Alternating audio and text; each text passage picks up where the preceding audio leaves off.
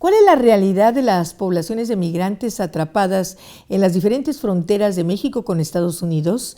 Acompáñenos en esta conversación en Diálogos desde la Frontera.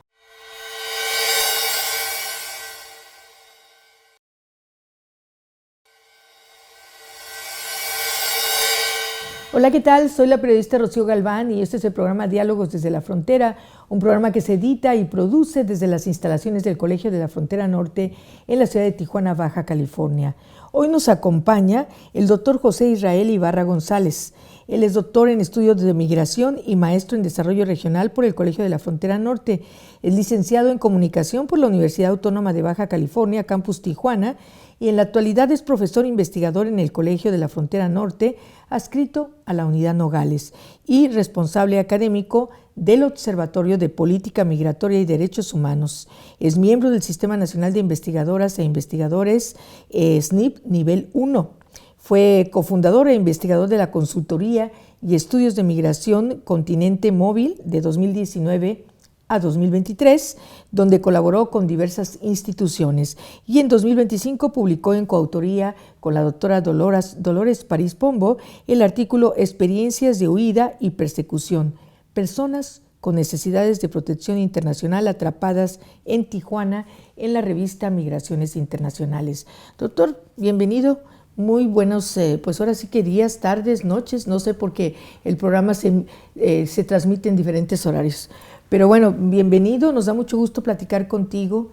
Y bueno, yo empezaría por el momento actual que está pasando en la Unidad Nogales, más bien en la ciudad de Nogales, Sonora, con los deportados. ¿Cómo ves la situación? Ya estamos en septiembre. ¿Qué puede pasar en el último tercio del año? ¿Cómo está la política precisamente de Donald Trump, que sigue insistiendo en toda esta situación como un logro de su administración? ¿Cómo lo ves y qué nos puedes plantear? Muchísimas gracias por la invitación, Rocío.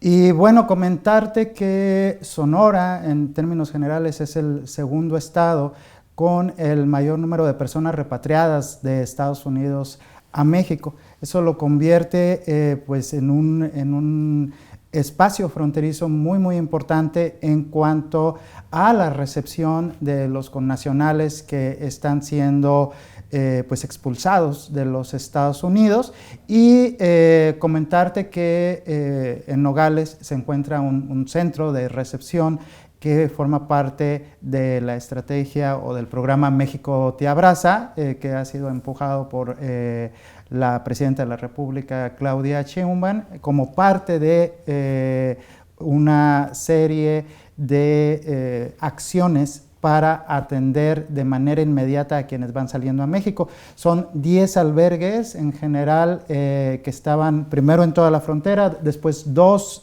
se fueron hacia el sur del país, sobre todo para atender a quienes regresan de manera aérea al sur de la República en aviones, ¿no? A través de un convenio que se tiene con Estados Unidos. Entonces quedan 8 en la frontera, entre ellos Nogales. Y bueno, esta atención está cubriendo también distintos procesos de integración, ¿no? Yo creo que lo más importante es el poder orientar o ayudar al reconocimiento de sus derechos como mexicanos, porque muchos de ellos vivieron en Estados Unidos desde muy chicos, muchos años, ¿no? Entonces llegan acá y no tienen documentación, que es lo más importante, digamos, para empezar un proceso de reintegración social. Y bueno, la mayor parte de ellos está unos días ahí en Nogales y de ahí se mueven a su lugar de origen. Hay casos que quedan en Nogales, sobre todo aquellos que no tienen redes sociales al sur del país y que sus redes sociales están en Arizona, están en Utah o en estados vecinos, y Nogales se convierte, digamos, en la ciudad más grande de Sonora, casi 300,000 habitantes, donde hay una economía donde ellos pueden de alguna manera integrarse y estar en relación con quienes quedan del otro lado de la frontera. Es en términos generales. Que esa parte es muy importante porque pues lo más sencillo es que se regresen a su lugar de origen, pero muchas veces la mitad de la familia se queda en Estados Unidos. Sí, estamos hablando, bueno, si uno observa lo que es el histórico de las deportaciones, a finales del siglo pasado teníamos deportaciones anuales que iban arriba de 1 millón, ¿no? Digamos, en la administración Clinton, por ejemplo. Con Obama. Con Obama eran un poco menos, pero ahí estábamos hablando de una combinación de tipos de deportación. Hay dos tipos de deportación. Deportaciones desde la frontera, es decir, las personas cruzan, son detenidas por la patrulla fronteriza y pueden tener un proceso inmediato de expulsión. Y hay otras deportaciones que son desde el interior, ¿sí? Estas son personas que ya tienen mucho tiempo dentro de los Estados Unidos, son parte de las comunidades latinas y son expulsados bajo una orden de deportación, pero sus redes en México ya son limitadas o nulas. Entonces, lo que sucedía antes, digamos, en cuanto a las deportaciones, era la suma de las deportaciones desde el interior más las deportaciones desde la frontera. Con Obama empezamos a ver el primer cambio donde hubo un aumento de las deportaciones desde el interior, ¿sí? Y esto afecta muchísimo a la familia, ¿sí? Y a las comunidades. ¿Por qué? Porque ya son personas que son el proveedor del hogar, que ya tienen roles dentro de su comunidad y que al ser expulsadas se rompe con esa estructura de las comunidades latinas. Eso lo vimos con Obama, pero aún así eran muchas personas que habían o estaban cumpliendo algún tipo de condena o habían cometido algún delito, más que las que eran detenidas en los centros de trabajo. Como está ocurriendo ahora. Ahora estamos viendo ese gran cambio, ¿no? A partir del 20 de enero, realmente estamos viviendo un punto de inflexión histórico en cuanto a la política de inmigración de los Estados Unidos. Estamos viviendo una situación que no se había visto prácticamente desde hace 2 siglos, que eran la política nativista que buscaba que se perfilara un cierto tipo de sujeto como el ideal del sujeto estadounidense, ¿no? Que era ser blanco, que era ser de raíces anglosajonas, el protestante. Entonces, lo que estamos viendo realmente atrás de la política de deportaciones masivas y de redadas y de detenciones es una política que va encaminada en contra de las comunidades latinas. Por eso estamos viendo los ataques hacia estas deportaciones desde el interior. Creo que vamos a hacer nuestra primera pausa. Muy interesante, ahorita retomamos este punto después de este espacio.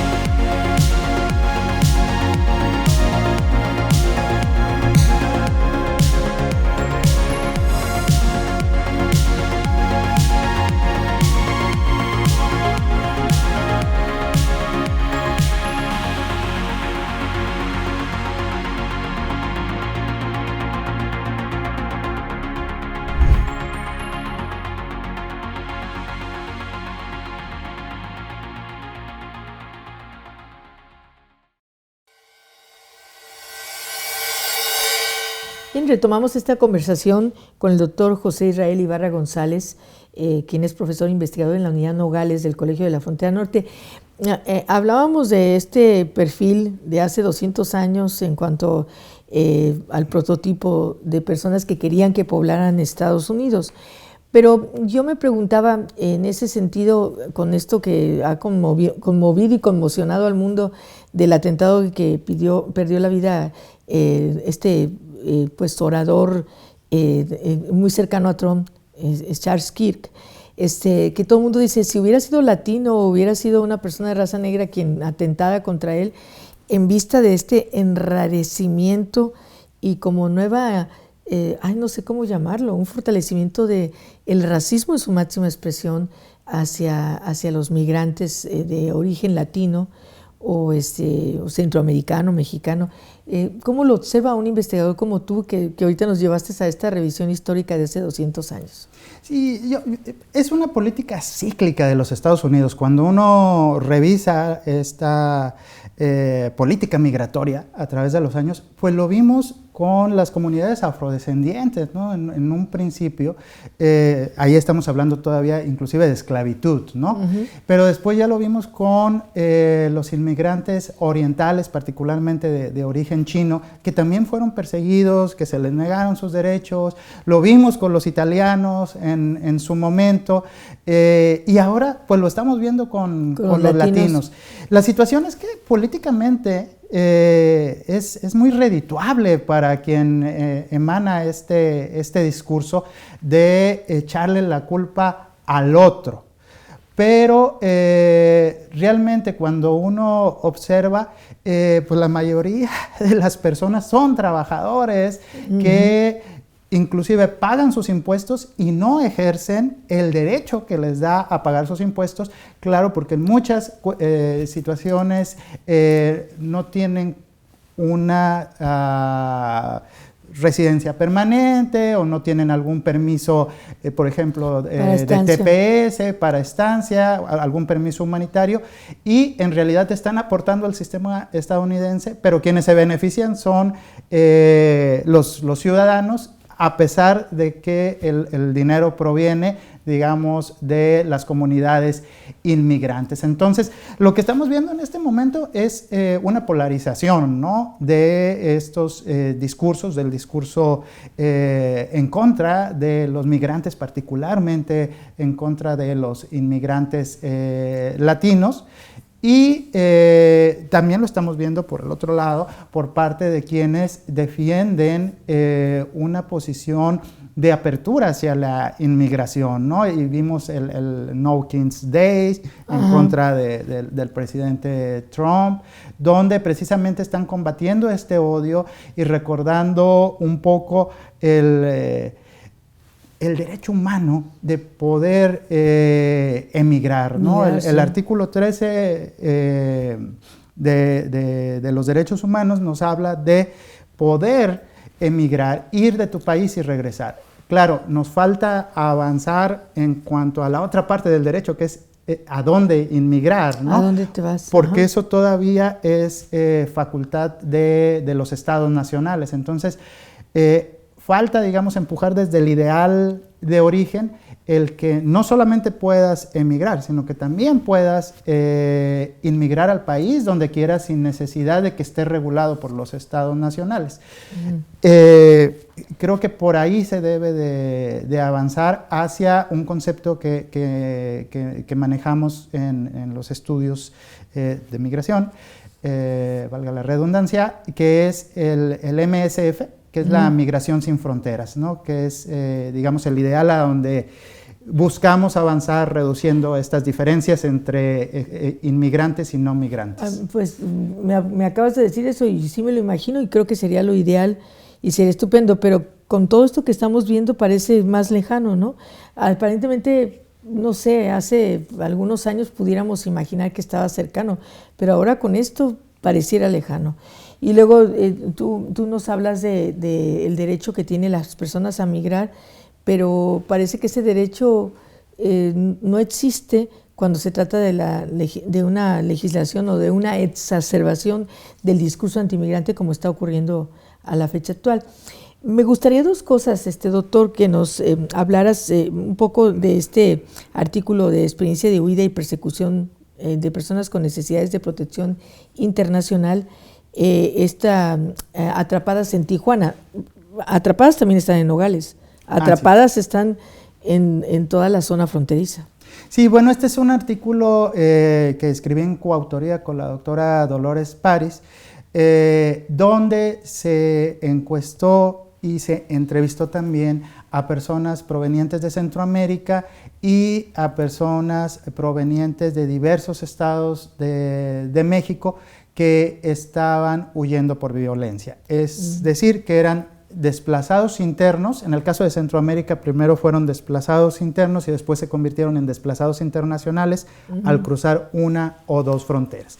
Y ahí lo que explicamos es qué es la causa que los hace huir, y lo que se investigó es cómo opera el crimen organizado. Entonces, en el caso de Centroamérica están las pandillas, las maras sobre todo, y en el caso de México lo que operan son los cárteles y algunas incisiones de esos cárteles. Entonces, lo que hacen prácticamente es que toman algunos territorios de los países bajo su control, sí, y amenazan a las personas. Empiezan por el cobro de piso y van aumentando hasta que la persona ya no puede pagar y tiene que huir. Amenazan con el reclutamiento también, sobre todo de menores, aproximadamente 13 años, por ahí empieza el reclutamiento, primero con lo que son halcones o puntos conocidos, que son quienes se paran en las esquinas jovencitos a avisar. Bueno, viene el reclutamiento, las madres, los padres lo que hacen es moverse para evitar el reclutamiento. En el caso de las mujeres, pues quieren quedarse con ellas, también desde edades muy chicas, 13, 14 años. Y en caso de no acceder como a esto, vienen ya los secuestros, los levantones, hasta el asesinato. Entonces, todo esto hace que las personas huyan de su lugar de origen, tratando de conseguir asilo en los Estados Unidos. Un salvoconducto. Creo que vamos a hacer pausa, vamos a tener de nueva cuenta una pausa y regresamos con la última parte de la conversación con el doctor José Israel Ibarra González, hoy en Diálogos desde la Frontera.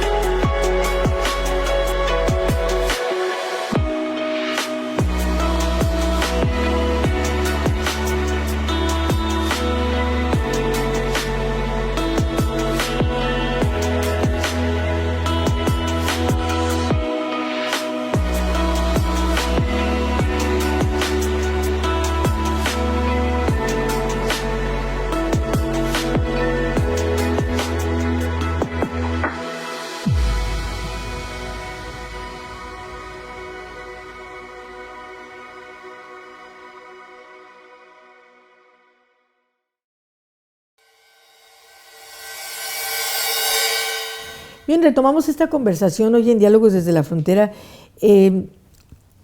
¿Cuál es la perspectiva? O sea, porque el gobierno de Trump va a durar otros 3 años, bueno, 3 años y pico.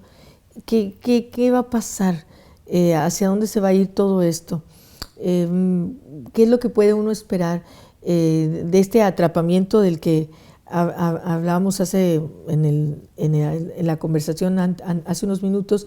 ¿Qué va a pasar con este atrapamiento de estas personas que se quedaron aquí y que se quedaron en las fronteras y que no ven una expectativa real? La gente está asustada, doctor. Creo que sí está temerosa de lo que pueda pasar. Las informaciones no son nada positivas. Estamos viendo que peligran muchos menores para ser deportados. Se habla de 100,000. Hubo un intento este fin de semana de deportar a 72 niños guatemaltecos. Entonces, ¿qué nos puede decir al respecto? Sí, la situación es muy complicada. El panorama, yo diría que es oscuro. Hablábamos en el bloque anterior de estas personas huyendo. Y bueno, igual dentro de México también hay personas huyendo, particularmente de Michoacán, de Guerrero, de Chiapas, que es lo que se entrega en este artículo que mencionabas. Y esos flujos se juntan, digamos, en la frontera, ¿no? Los flujos internacionales que vienen huyendo por crimen organizado y los flujos nacionales que también están huyendo por crimen organizado y finalmente terminan en este atrapamiento en todas las fronteras. Son personas que además son perseguidas durante el trayecto por el mismo crimen organizado, o sea, siguen extorsionándolas, o quienes controlan los territorios por donde van pasando, pues también les piden una extorsión por pasar, o las secuestran y les piden rescate. Y su última esperanza era conseguir a través de CBP-1 un parol humanitario que les permitiera huir del crimen organizado y ya no tener en riesgo su vida. Eso terminó. Es decir, el presidente Trump ha terminado con el derecho al asilo, con el derecho al refugio, que es una obligación de los Estados Unidos. Él tiene los compromisos de la Convención para la Protección de los Refugiados, pero simplemente no los está cumpliendo, ¿no? Entonces, cierra la frontera, quedan acá y las personas no quieren regresar porque sería pues prácticamente regresar a donde su vida correría muchísimo riesgo. Entonces, lo que está sucediendo es que México se está convirtiendo en un país de inmigración y esto ya lo estamos viendo, ¿no? La última caravana no buscaba llegar al norte, buscaba llegar a Ciudad de México, buscaba llegar a Monterrey, a Guadalajara. Y quedarse. Y quedarse en México. Y lo que estaba exigiendo, digamos, es una resolución rápida a sus solicitudes de refugio en México, porque esto les permite tramitar una visa por razones humanitarias y ponerse a trabajar. Entonces, aquí hay 2 retos fundamentales para los investigadores y para el propio país, ¿no? Ya hablando en términos de programas y desde el Ejecutivo, que es ¿cómo se van a dar estos procesos de integración? Porque tanto las personas que están siendo deportadas como las personas que están llegando desde otros países a querer inmigrarse a los Estados Unidos necesitan ser apoyadas para pasar por 4 etapas, que es el proceso de integración. La primera etapa es tener acceso a documentación, que es un derecho. Es más fácil para quien es deportado porque es mexicano, claro, pero para quien no es mexicano es más complicado. Entonces es cómo vamos a facilitar esta inmigración a través de la Comar, que tengan acceso a sus documentos, a sus residencias temporales, residencias permanentes y en el caso de los mexicanos a su credencial de elector, ¿no? Y sus actas de nacimiento. Luego viene el proceso de trabajo, es decir, con qué habilidades vienen, qué educación tienen y qué ciudades requieren inmigrantes. Perdón, una pregunta, ¿les cuesta trabajo encontrar trabajo? Ahora sí que les cuesta trabajo encontrar trabajo. Depende del tipo de persona migrante, ¿no? Si es una persona deportada, hay sectores que los demandan, ¿no? Y que incluso les ayudan, sobre todo porque hablan inglés. Estamos hablando de call centers, estamos hablando de cierta parte de la industria maquiladora transnacional que requiere esas habilidades.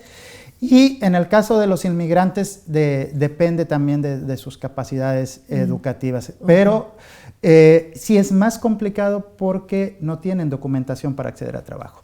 Sí. Y finalmente viene toda la etapa de cómo vas a hacer que vuelvan a crear redes familiares, es decir, la reunificación familiar, cómo traer a sus hijos, a sus esposas para reunificarse en México y cómo crear redes de sentido de pertenencia con el propio país a donde ahora están perteneciendo. Entonces creo que eso es lo más complicado del asunto y hay que crear estrategias y estudiar eso. ¿Cómo vamos a hacer para que se integren las personas deportadas o se reintegren y las personas que han decidido que México va a ser ahora el país donde se va a quedar? Vaya reto, ¿no? Para el país y para todas las necesidades que plantean estas poblaciones que se están quedando y que en algunos casos son numerosas. Así es. Así es, y lo vamos a seguir observando durante estos 4 años. Tú me decías qué es lo que viene. Bueno, pues no vemos que vaya a cambiar la política. Al contrario, acabamos de ver una decisión de la Suprema Corte que a mí me parece es muy, muy grave, completamente violatoria desde mi punto de vista de los derechos humanos de la Suprema Corte de los Estados Unidos, que es prácticamente avalar el perfilamiento racial, es decir, ¿sí? Detención porque eres moreno y hablas español, independientemente de que tú seas un ciudadano americano nacido en los Estados Unidos. Sí, eso está terrible, terrible, o sea, nada más por tu apariencia, ven para acá, ¿no? Entonces estamos viviendo una época de persecución donde pues México se está convirtiendo en la esperanza de vida para muchas personas. Pues sí, pero desafortunadamente en México tampoco están dadas las circunstancias para recibir a todas estas personas, ¿no? No sé cuál es la opinión del académico. Sí, evidentemente pues somos un país que tiene todavía muchas desigualdades. La cuestión de la seguridad es un tema sobre todo en la frontera, que es donde están quedándose en atrapamiento de los migrantes, que es muy grave en cuanto a los controles de los territorios. A lo mejor en ciudades grandes no se nota tanto, pero en fronteras más chicas como Nogales es muy evidente cómo se controla, y esto incluye a los propios migrantes, ¿no? Que viven con este miedo, con este asedio.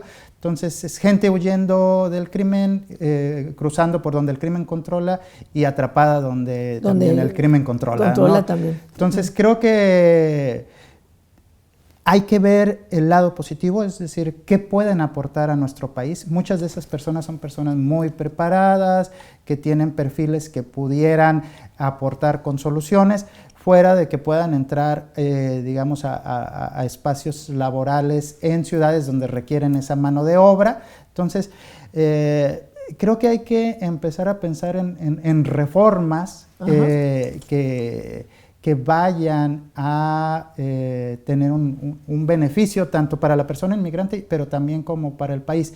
No podemos cambiar la realidad, vamos a seguir un lado de Estados Unidos, entonces... Pero sí se pueden cambiar algunas cosas que son fundamentales para los derechos humanos, sobre todo de los que migran, de los migrantes. Sí, a hacer valer lo que dice la Constitución, ¿no? La Constitución mexicana señala en su artículo primero que aquí están garantizados los derechos humanos independientemente de la nacionalidad.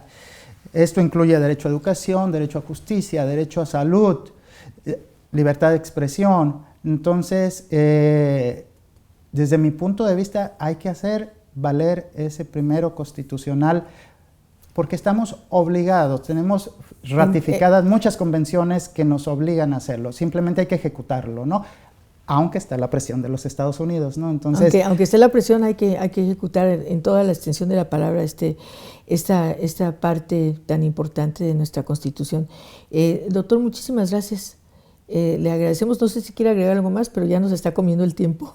No, pues agradecerte, Rocío, por la invitación, y invitarte pues también a las personas a repensar que uno a veces puede convertirse en un migrante inclusive forzado de la noche a la mañana, ¿no? Por las circunstancias que viven nuestros países en Latinoamérica. Entonces siempre hay que ponernos en el zapato del otro, ver si yo estuviera en su circunstancia, pues me gustaría que a lo mejor alguien me tendiera la mano, ¿no? Y hay que estar siempre con esa visión de tender la mano al inmigrante. Y respetar los derechos humanos de ese inmigrante. Pues le agradecemos mucho su atención y quiero agradecer a todo el equipo que hace este programa, por supuesto a Óscar Ochoa, nuestro coordinador en el estudio de televisión, a nuestros becarios Arturo Ruiz e Iván Morales y a don Fabián Ayala, siempre al pendiente de todo lo que es los audios. Y bueno, pues lo esperamos en el próximo Diálogos desde la Frontera.